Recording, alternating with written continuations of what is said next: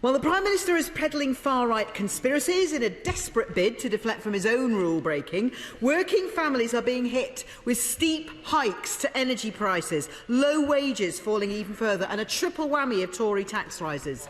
Mr. Speaker, the Right Honourable Gentleman opposite has previously demonstrated his socialist tendencies and expressed his support for our calls to scrap the national insurance tax rise that will unfairly hit working families. But the Chancellor and the Prime Minister have not listened.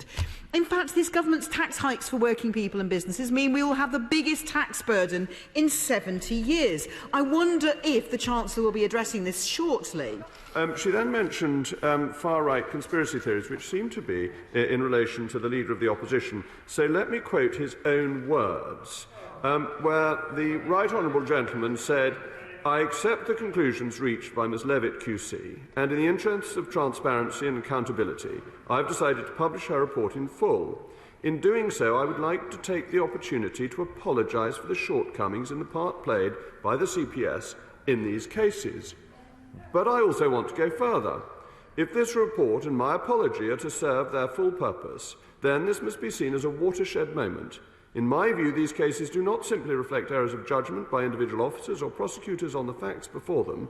If that were the case, they would in many respects be easier to deal with. These were errors of judgment by experienced and committed police officers and a prosecuting lawyer acting in good faith and attempting to apply the correct principles.